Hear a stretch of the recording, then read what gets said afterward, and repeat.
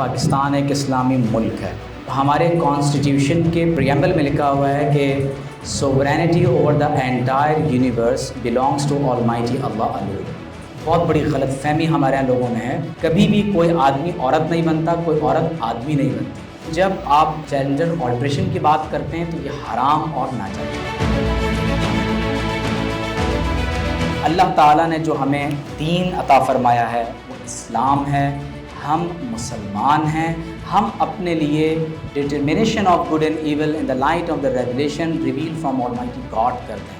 ہم وحی کی روشنی میں اپنا انتخاب کرتے ہیں، اور الحمدللہ دین اسلام کی تعلیمات اتنی خوبصورت ہیں کہ ہمیں کتا بھیڑیا اور اپنے جینڈر کو تبدیل کر کے کسی اور طرف جانے کی، یا مرد کو عورت اور عورت کو مرد بننے میں ایکسپریشن میں کوئی ضرورت نہیں ہے۔ بسم اللہ الرحمن الرحیم۔ میں کوشش کروں گا کہ کچھ بنیادی ایسی باتیں جو ڈائریکٹلی آپ کے سبجیکٹ سے تعلق رکھتی ہیں، میں ان پر اپنے خیالات کا اظہار کروں، اور کیونکہ دو بنیادی موضوعات ہیں جو زیر بحث ہیں، میں صرف ٹرانسجینڈرز ایکٹ کے حوالے سے بات کروں گا جو 2018 سے متعلق ہے۔ میرے ہاتھ میں اس وقت ٹرانسجینڈرز ایکٹ 2018 بھی ہے۔ اس میں جتنی امینڈمنٹس لانے کی کوشش کی گئی، 5 مختلف ترمیمی بلز اس حوالے سے پیش کیے گئے۔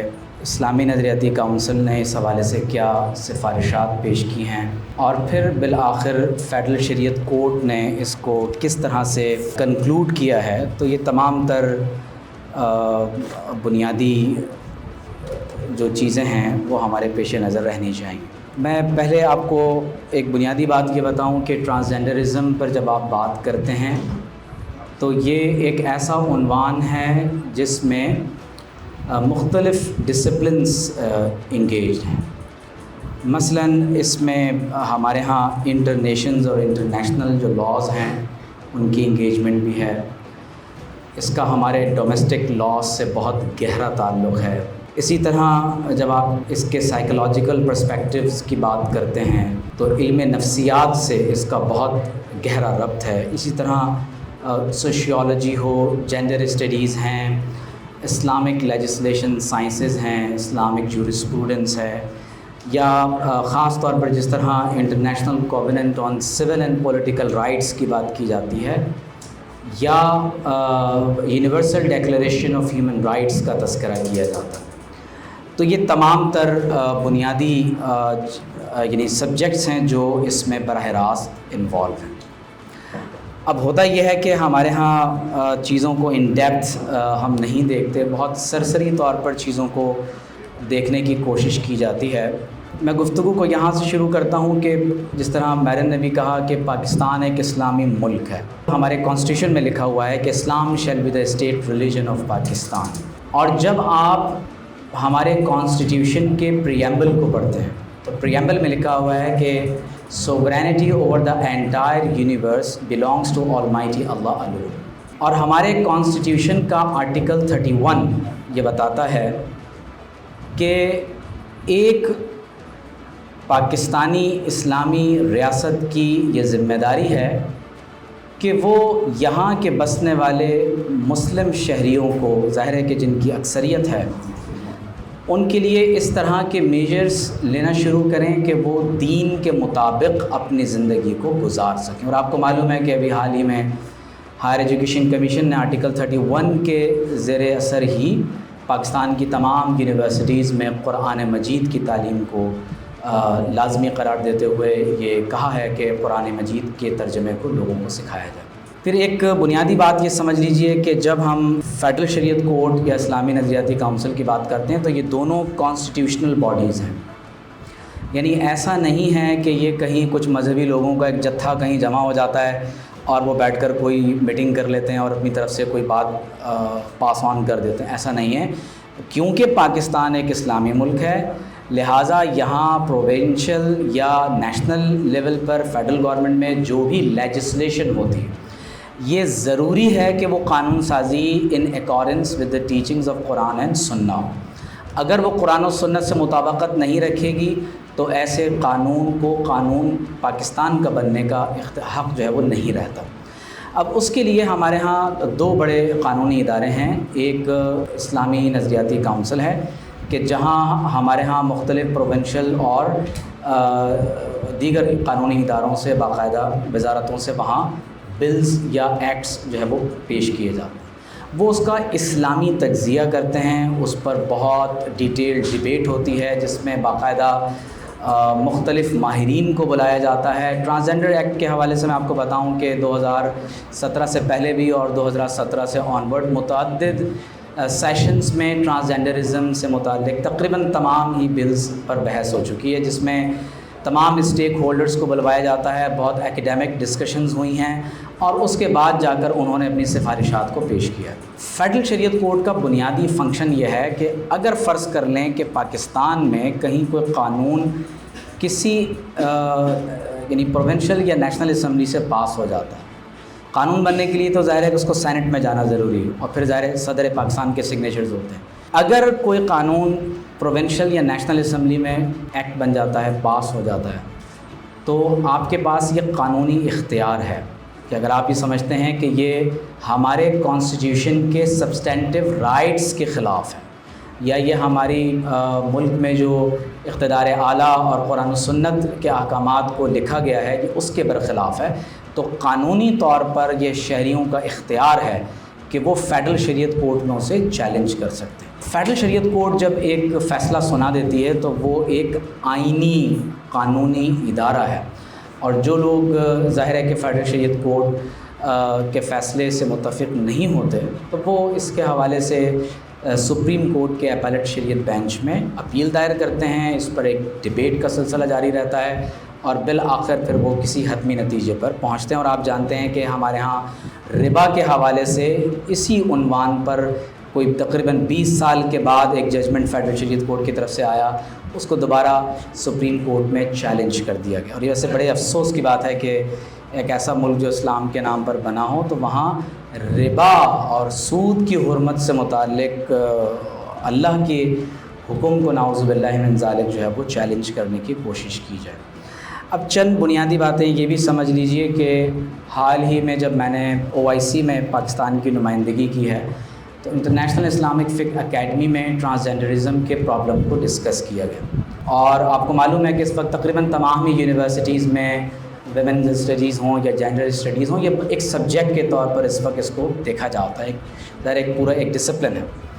تو وہاں پوری دنیا کے اسکالرز 57 کنٹریز سے ماہرین آتے ہیں، اور اس دفعہ جب ٹرانسجنڈرزم کو ڈسکس کیا گیا تو تمام ماہرین نے، جس میں سائیکیٹرکس ہوتے ہیں، سوشیولوجسٹ ہوتے ہیں، سائیکالوجسٹ ہیں، اس میں مسلم اسکالرز ہیں جو اسلامک لا اور جورسپروڈنس کے ماہرین ہوتے ہیں، تو انہوں نے بالاتفاق ٹرانسجنڈرزم کو ریجیکٹ کیا. اب اس کی کچھ بنیادی وجوہات ہیں. ظاہر ہے کہ جب آپ international covenant on civil and political rights کی بات کرتے ہیں یا universal declaration of human rights کی بات کرتے ہیں تو یہ بات یاد رکھیں کہ ایسا نہیں ہے کہ ان کنونشنز یا ٹریٹیز پر سگنیچرز کے بعد آپ اس کے 100% پابند ہو جاتے ہیں کہ اب آپ اپنے ممالک کے قوانین کو مکمل طور پر ان کی مطابقت میں لے کر جانا شروع کریں گے، کیونکہ ہر ملک کی سینکٹیٹی اور اس کی جو کانسٹیٹیوشنل کی رسپیکٹ ہے وہ ایک الگ، یعنی اس کی حیثیت اور ایک ویلیو ہوتی ہے. تو لہٰذا پاکستان نے ان معاہدوں پر ریزرویشنز کے ساتھ سائن کیے. اس میں ایک بہت بڑا پرابلم ہمارے ہاں ظاہر ہے کہ ڈیفیمیشن آف ریلیجن کے حوالے سے، کہ بلاسفیمی کے حوالے سے آتا ہے، اور جس کا اکثر ذکر آپ ہمارے ہاں مختلف ٹی وی چینلز یا ڈیبیٹس میں آپ سنتے رہتے ہیں. اب چند بنیادی باتیں سمجھ لیں، اور میں اس وقت براہ راست صرف ایکٹ کے اوپر بات کر رہا ہوں. میں یہ بات نہیں کر رہا کہ اور لوگ کیا سوچ رہے ہیں، کیا بتا رہے ہیں. چند بنیادی باتیں سمجھ لیں. سب سے بڑا پرابلم جس سے کنفیوژن پیدا ہوتی ہے وہ انگریزی، اردو اور عربی کی اصطلاحات کو آپس میں مکس اپ کر کے استعمال کرنا ہے. مثلا لوگ ٹرانسجینڈر بول کر خواجہ سرا مراد لے لیتے ہیں، انٹرسیکس بول کر وہ مخنث مراد لے لیتے ہیں، کبھی خسرا کہہ دیتے ہیں. مختلف قسم کے یعنی جینڈرز کی اصطلاحات اس میں استعمال کی جاتی ہیں. اب ظاہر ہے کہ یہ سارا تجربہ جو اس وقت ہمارے اوپر ہو رہا ہے یہ اس سے پہلے ویسٹ کے اوپر ہو چکا ہے. اور آپ کو یہ بات جان کر زیادہ تعجب نہیں ہونا چاہیے کہ جب the sex assign at the time of birth اور gender in accordance with self perceived identity, جب ان دونوں چیزوں کو الگ الگ رکھ کر دیکھا جا رہا ہے کہ یعنی ایک بائیولوجیکل میل ہے اور at the time of birth doctor نے، اس کے پیرنٹس نے کہا کہ یہ لڑکا ہے، لیکن کچھ مدت کے بعد اس کو مینٹل ڈسفوریا ہوتا ہے، ظاہر ایک نفسیاتی بیماری ہے، اس کو لگتا ہے کہ میں لڑکی ہوں، یا اس کو اپنے ایکسپریشن میں یہ لگتا ہے کہ مجھے اب اپنے جینڈر ایکسپریشن میں خود کو ایک فیمیل ڈکلیئر کر دینا چاہیے. تو 2018 کا ایکٹ یہ اجازت دیتا ہے. میں چاہوں گا کہ آپ ان چیزوں کو انٹرنیٹ سے ڈاؤن لوڈ کر کے بھی پڑھیں. فیڈرل شریعت کورٹ نے بھی ڈائریکٹلی جن شقوں پر اعتراض کیا ان میں بہت زیادہ امپورٹنٹ شق جو ہے وہ اس کی اصطلاح کا پرابلم ہے، کیونکہ رولز ظاہر ہے کہ وہ ایکٹ کی بنیاد پر ہی بنتے ہیں. تو کہتے ہیں کہ جینڈر ایکسپریشن کیا ہے، refers to a person's presentation of his gender identity and the one that is perceived by others. پھر جینڈر آئیڈینٹی کے بارے میں کہتے ہیں کہ means a person's innermost an individual sense of self as male female or a blend of both or neither that can correspond or not to the sex assign at birth. اور جب آپ اسی کو transgender person کی تعریف میں دیکھتے ہیں تو اس میں انٹرسیکس لکھا جاتا ہے انگریزی میں، بریکٹ میں خسرہ لکھتے ہیں، اور کہتے ہیں کہ یہ وہ ہے جو with mixture of male and female genital features اور ایمبیگوٹیز. پھر اسی طرح خواجہ سرا کا ذکر ہے. اور پھر تھرڈ جو ڈیفینیشن میں جو تیسرا نقطہ اس میں لکھا ہے کہ ٹرانسجینڈر مین، ٹرانسجینڈر وومن، خواجہ سرا اور any person whose gender identity or gender expression differs from the social norms and cultural expectations based on the sex that they were assigned at the time of their birth. یعنی بنیادی طور پر اس میں self perceived identity کی بنیاد پر، gender expression کی بنیاد پر جینڈر اور sex assign at the time of birth دونوں میں فرق کیا جا رہا ہے. اور نیچے لکھا ہے کہ recognition of identity of transgender person, a transgender person shall have a right to be recognized as per his or her self-perceived gender identity as such in accordance with the provisions of this act. اور پھر نیچے آگے جا کر کہتے ہیں کہ every transgender person being the citizen of Pakistan who has attained the age of 18 years shall have the right to get himself or herself registered according to self-perceived identity with NADRA on the CNIC, CRC, driving license and passport in accordance with the provisions of the NADRA Ordinance 2000. یہ وہ بنیادی شقیں ہیں جس پر federal شریعت court نے اعتراض کیا. کیوں؟ آپ تھوڑا سا یعنی ہمارے ہاں جب آج 2 بلوں پر بات ہو رہی ہے، ڈومیسٹک وائلنس پر بھی بات ہو رہی ہے، ہمارے ہاں جب ہیراسمنٹ کی بات کی جاتی ہے سب سے زیادہ اس ایکٹ کے متاثرین خواتین کی پرائیویسی ہوئی. مجھے آپ بتائیں کہ ایک بایولوجیکل میل وہ اچانک یہ کہتا ہے کہ جناب مجھے تو لگتا ہے کہ میں لڑکی ہوں، اور وہ نادرا کے پاس جا کر کہتا ہے کہ مجھے سیلف پرسیوڈ آئیڈینٹی کی بنیاد پر لگتا ہے، میرا انر موسٹ سینس یہ کہتا ہے کہ آئی ایم اے گرل. اب وہ نادرا کے پاس جاتا ہے، وہ اس کو کہتے ہیں کہ ٹھیک ہے تمہاری بایولوجیکل جو آئیڈینٹی ہے وہ اگرچہ میل ہے لیکن تمہیں لگتا ہے کہ تم لڑکی ہو، تو کوئی بات نہیں، ہم تمہیں لڑکی ڈکلیئر کر دیتے ہیں. آپ مجھے بتائیں کہ قاضی صاحب کو کیا پتا کہ یہ آئی ڈی کارڈ پر جس کو لڑکی لکھا ہوا ہے یہ آدمی ہے یا عورت ہے؟ یہ تو سیم سیکس میرج کی طرف بات چلی جائے. آپ مزید آگے چلیں، وہ جینڈر چینج کرنے کے بعد کہتا ہے کہ جناب میں تو لڑکیوں کے واش روم میں جاؤں گا. بہت سارے پرابلمس پیدا ہوں گے. وہ کھیل کود کے میدان سے لے کر کلاس روم سے لے کر وہ تمام مقامات جہاں خواتین میلز کے ساتھ خود کو سیکیور فیل نہیں کرتی، وہ اس ایکٹ کی وجہ سے وہاں پر جا سکتا ہے، اور اس پہ بڑی سخت سزائیں ہیں اگر آپ نے کہا کہ بھائی ہم اس کے ساتھ نہیں رہنا چاہتے. تو اب اس سے جتنے پرابلمس پیدا ہو سکتے ہیں، فیڈرل شریعت کورٹ نے اس میں خاص طور پر وہ آرٹیکل جہاں انہیریٹنس کی بات کی گئی ہے، رائٹ ٹو انہیریٹ، یہ آرٹیکل 7 ہے کہ the share of transgender persons shall be determined as per the gender declared on CNIC in accordance with the law of inheritance in Pakistan. اب وہ کہتا ہے کہ بھائی خاتون کہتی ہے مجھے لگتا ہے کہ میں لڑکی ہوں لیکن سیلف پرسیوڈ آئیڈینٹی کہہ رہی ہے کہ میں ایک لڑکا ہوں. تو لہٰذا اب مجھے لڑکوں کا میراث میں حصہ دیا جائے. تو ظاہر ہے کہ اس سے براہ راست جو بہت سارے جو پرابلمز ہیں، کل کو کوئی کہتا ہے کہ جناب مجھے تو مسجد میں نماز پڑھانی ہے، کل کوئی اور کہہ دیتا ہے کہ جناب مجھے تو جو ہے وہ خواتین کے فیمیل وارڈ کے اندر جاب کرنی ہے. بہت سارے لا تعداد ایشوز ہیں جو خواتین کی انسیکیورٹیز کے لیے بڑھ جائیں گے. اب ایک اور بات دیکھیے، کچھ لوگ ہیں جو باقاعدہ مرد ہیں لیکن ان کا کاروبار یہ ہے کہ وہ شام کے اوقات میں خواتین کے کپڑے پہنتے ہیں، میک اپ کرتے ہیں اور روڈوں پر جا کر بھیک مانگتے ہیں. ان کے گھر میں ان کی بیوی ہے، ان کے بچے ہیں، اور آپ ان کو انٹرویو کریں تو پتہ ہی چلتا ہے کہ وہ تو آن جاب ہے، اچھا خاصا کما رہے ہیں اس کے اندر. وہ بھی ٹرانسجینڈر ہے، ٹرانسجینڈرزم کی تعریف کے مطابق وہ بھی ٹرانسجینڈر ہے. اب وہ کبھی اپنے آپ کو میلز ڈکلیئر کر لیتے ہیں، کبھی فیمیل ڈکلیئر کر لیتے ہیں. پھر آپ مزید آگے چلیں، جب ہمارے معاشرے میں وہ تمام قانونی اور دینی فقہی مسائل جہاں نماز، جنازہ، روزہ، حج، زکوٰۃ، نکاح، یہاں تک کہ مردے کو غسل دینا، تدفین کرنا، ایک جہان ہے جہاں آپ کو خواتین اور مردوں کے مسائل میں براہ راست فرق نظر آتا ہے. اب اگر اس فرق کو صرف سیلف پرسیوڈ آئیڈینٹی کی بنیاد پر ختم کر دیا جائے، جو بنیادی طور پر مینٹل ڈسفوریا کی وجہ سے کسی کو پرابلم ہوتی ہے، تو ظاہر ہے کہ اس پرابلم کو بطور علاج ایڈریس کرنا چاہیے. نہ یہ کہ کسی کو لگتا ہے کہ بھائی میں لڑکی ہوں تو اس کو کہہ دیا جائے اچھا بھائی تم لڑکی ہو آج سے، اور کل کو وہ کہتا ہے کہ نہیں میں دوبارہ لڑکا ہوں تو دوبارہ اس کو پھر لڑکا ڈکلیئر کر دیا جائے. OIC کے اجلاس میں ایک بہت امپورٹنٹ بات زیر بحث آئی، اور وہ یہ تھی کہ یہ جو دو سیکٹرز ہیں ان کو اس قانون میں نظر انداز کر، جو واقعتاً مستحق ہیں کہ ان کے رائٹس کے اوپر کام ہونا چاہیے، ان کو اس میں نظر انداز کر دیا گیا. وہ دو گروپس کون سے ہیں؟ ایک مخنث کہلاتے ہیں اور ایک وہ ہیں جو انٹرسیکس ہیں. اچھا، مخنث بھی مختلف ٹائپس کے ہوتے ہیں. وہ جو باقاعدہ مرد ہو اپنے ایکسپریشن میں خود کو عورت کہلانے لگے وہ بھی مخنث کہلاتا ہے. مخنث وہ بھی ہوتے ہیں کہ جو بایولوجیکل میل ہیں لیکن فطری طور پر بائی برتھ اس میں ایکسپریشن خواتین کا ہے، تو اس کی تذلیل نہیں کی جائے گی.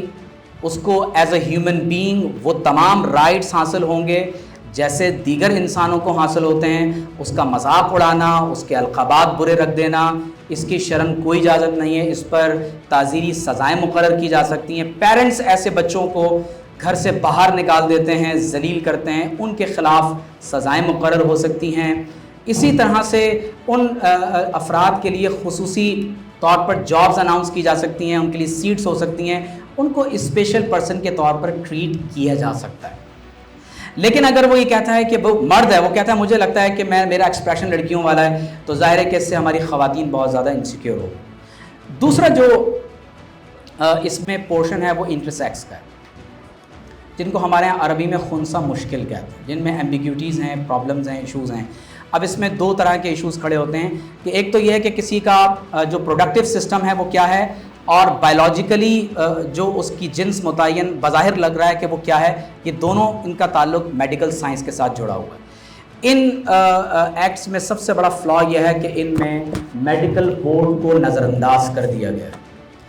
ہوتا یہ ہے کہ اگر بالفرض کسی میں جسمانی کوئی عارضہ ہے، کوئی اسپیشل پرسن ہے، تو یہ ہو سکتا ہے کہ کریکٹیو سرجریز کے ذریعے اسے مکمل مرد یا عورت بننے کی طرف اس کی مدد کی جائے جو نظام تولید اس کے وجود کے اندر موجود ہے. لیکن قانون سازی اس پر بھی ہونی چاہیے کہ خواجہ سرا کمیونٹی میں جو اس وقت بعض اوقات کچھ لوگوں کو زبردستی کیسٹریشن کے ذریعے سے خواجہ سرا بنایا جاتا ہے، اس پر قانون سازی ہونے کی ضرورت ہے. جس طرح سے معاشرے میں جنسی بیرغبی عام کی جا رہی ہے اس پر قانون سازی ہونے کی ضرورت ہے. اور وہ لوگ جو زبردستی کسی کو اس طرف لے جاتے ہیں اور اس پر قانون سازی ہونے کی ضرورت ہے. لیکن یہ ذہن میں رکھیں کہ اگر کوئی میل کیسٹریشن کے بعد خواجہ سرا بنتا ہے تب بھی شرعاً وہ آدمی ہی کہلائے گا. ایسا نہیں ہے کہ اب اس کی شادی کسی جو ہے وہ مرد سے ہو جائے گی یا میراث میں اس کو حصہ جو ہے وہ اب عورتوں والا ملے گا، بالکل نہیں. تو لہٰذا جنس کا تعین میڈیکل بورڈ یا اس کے پیرنٹس کے فٹنس کی بنیاد پر ہوگا، سیلف پرسیوڈ آئیڈینٹی کی بنیاد پر نہیں ہوگا. ویسٹ میں یہ چیز اتنی آگے جا چکی ہے کہ اس وقت جینڈر ایکسپریشن میں وہ یہ کہہ رہے ہیں کہ صرف یہ لازمی نہیں ہے کہ ہم اپنے آپ کو جینڈر ایکسپریشن میں مرد یا عورت قرار دیں. یہ بھی تو ہو سکتا ہے کہ بھئی میں ہوں بایولوجیکل میل یا فیمیل، لیکن جینڈر ایکسپریشن میں مجھے ایک کیٹ اچھی لگتی ہے، جینڈر ایکسپریشن میں مجھے ایک وولف، ایک بھیڑیا اچھا لگتا ہے، مجھے کتا اچھا لگتا ہے. تو لہٰذا آپ گوگل پہ جا کے خود سرچ کریں. اس وقت باقاعدہ جاپان میں، دنیا کے مختلف خطوں میں لوگ اپنے جینڈر ایکسپریشن میں لاکھوں ڈالرز خرچ کر کے اپنے اوپر کتے کی، بھیڑیے کی کھال چڑھوا کر خود کو کہتے ہیں ہم بائی ایکسپریشن ایک بہت اچھا کتا ہے اور ہم ایک بھیڑیا ہیں. تو آپ کو بہت ساری نیوز اور ڈاکومنٹریز آپ کو ملیں گی. ایک اور عجوبہ ہمارے ہاں مارکیٹ میں، اس کو کہتے ہیں یہ ڈریگن لیڈی. تو ڈریگن لیڈی کیا ہے؟ ڈریگن لیڈی یہ ہے کہ اس نے اپنے جسم میں اتنی آلٹریشن اور موڈیفیکیشن کروائی ہے کہ جس میں ظاہر یہ حرام ہے، اسلام میں اس کی اجازت نہیں ہے کہ اپنے وجود کو اس طرح سے کوئی نقصان پہنچائے. تو وہ اس نے کیا کیا، اپنی زبان کو کٹوا کر باقاعدہ اس نے اس کے 2 حصے سانپ کی طرح کروا لیے، اپنی آنکھوں کو عجیب کر لیا، سینگ لگوا لیے سر پر اور ٹیٹوز بنوا لیے، ناخن عجیب و غریب. تو وہ اس کو ڈریگن بننے کا شوق ہے.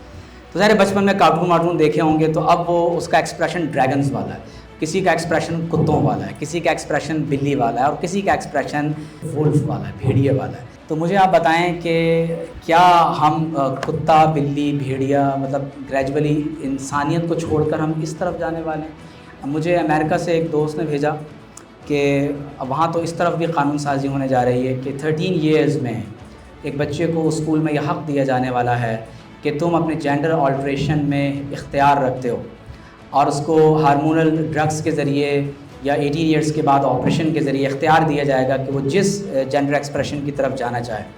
تو اس میں باقاعدہ طور پر اگر پیرنٹس نے اس کو الاؤ نہیں کیا تو پیرنٹس کو باقاعدہ طور پر جیل بھیج دیا جائے. اور ظاہر ہے کہ جب یہ قوانین بڑھتے ہیں تو اسی طرف بات جاری. میں گفتگو کو اختتام کی طرف لے جا رہا ہوں. 5 صحابہ کرام ہیں جو مخنث تھے، سیرت کی کتابوں میں ان کا ذکر ملتا ہے، اور آپ صلی اللہ علیہ وسلم نے ان کو جس طرح ایک علیحدہ یعنی طور پر ان کے رائٹس دیے، یہ بہت امپورٹنٹ بات ہے. لیکن ان کا پردہ عورتوں کے ساتھ اسی طرح سے ہوگا، ان کے شرعی احکامات ایگزیکٹلی وہی ہوں گے جو تمام احکامات مردوں کے لیے، یا اگر وہ مرد ہے تو مردوں کے لیے، عورت ہے تو عورتوں کے لیے. ایک بات سمجھ لیں، کبھی کوئی مرد عورت نہیں بنتا، کبھی کوئی عورت مرد نہیں بنتی. بہت بڑی غلط فہمی ہمارے یہاں لوگوں میں ہے. کبھی بھی کوئی آدمی عورت نہیں بنتا، کوئی عورت آدمی نہیں بنتی. یہ جو آدمی یا عورت بننا ہے، یہ صرف آپریشنز کے ذریعے اپنی جسمانی آلٹریشن کے ساتھ کچھ لوگ کوشش کرتے ہیں، لیکن وہ باقاعدہ نہ عورت سے آدمی نہ آدمی سے عورت بنتے. دوسری امپورٹنٹ چیز یہ ہے کہ جب آپ جینڈر آلٹریشن کی بات کرتے ہیں تو یہ حرام اور ناجائز ہے. ہاں، کریکٹیو سرجریز ہو سکتی ہیں، ان کی کوشش ہونی چاہیے. وہ مخنث جو بایولوجیکل میل ہیں، ایکسپریشن عورتوں کا ہے، خلقتاً at the time of birth ایسا ہی ہے، تو ان کے لیے اس بات کی اجازت ہو سکتی ہے کہ شرع میں ان کو ایک الگ طور پر ڈیل کیا جائے. لیکن یہ ہمیشہ یاد رہے کہ جینڈر صرف 2 ہیں، مرد یا درمیان کا کوئی جینڈر نہیں ہے. یہ میں آپ کو صرف قرآن کی تعلیم کے تحت نہیں بتا رہا ہوں، ڈاکٹرز بھی آپ کو یہی بتائیں گے. صرف سائیکولوجیکلی کچھ لوگوں کو ڈس آرڈر لاحق ہو جاتا ہے، اس کا باقاعدہ علاج کرانے کی ضرورت ہے. یا کچھ لوگ وہ ہوتے ہیں جو اسپیشل ہوتے ہیں، معذور ہوتے ہیں. مثلا ایک شخص اگر ایک عورت ہے وہ بانجھ ہو جاتی، تو کیا اب اس کو ہم کہیں گے کہ نہیں آدمی ہو گئی؟ تو ایسا نہیں ہے. تو جو اسپیشل پرابلمس ہیں، لوگوں کے ساتھ ایشوز ہیں، تو ان کو معذور کے طور پر ڈیل کیا جائے گا، نہ یہ کہ ان کو ایک علیحدہ جینڈر اسائن کر کے پھر ان کے رائٹس کے لیے کام کیا جائے. ضرورت اس امر کی ہے. میں اپنی بات کو یہاں قرآن کی اس آیت پہ ختم کر رہا ہوں کہ اللہ تعالیٰ نے جو ہمیں دین عطا فرمایا ہے وہ اسلام ہے. ہم مسلمان ہیں. ہم اپنے لیے determination of good and evil in the light of the revelation reveal from Almighty God کرتے ہیں. ہم وحی کی روشنی میں اپنا انتخاب کرتے ہیں، اور الحمدللہ دین اسلام کی تعلیمات اتنی خوبصورت ہیں کہ ہمیں کتا، بھیڑیا اور اپنے جینڈر کو تبدیل کر کے کسی اور طرف جانے کی، یا مرد کو عورت اور عورت کو مرد بننے میں ایکسپریشن میں کوئی ضرورت نہیں ہے. اللہ تبارک و تعالی ہم سب کو عمل کی توفیق عطا فرمائے. میں بہت شکر گزار ہوں سہیل شفیق صاحب کا اور ڈاکٹر پروفیسر صلاح الدین صاحب کا اور ویمن اسٹڈیز کا چیئرپرسن کا جنہوں نے مجھے یہ موقع عنایت فرمایا. السلام علیکم ورحمۃ اللہ وبرکاتہ.